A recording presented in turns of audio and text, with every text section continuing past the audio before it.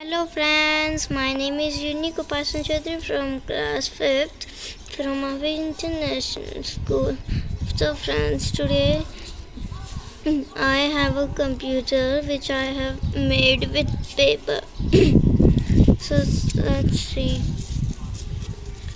This is my computer. I have taken one paper which length is 10 centimeter, breadth is 14 centimeter, and then I have folded it and it look like this. I didn't have the colorful paper, that's why I have used a sketch color. Then I take a sketch color, then do the lines. After that I write a computer. Then I made these types of icons to type here. This is on button, this is space, and this is mic.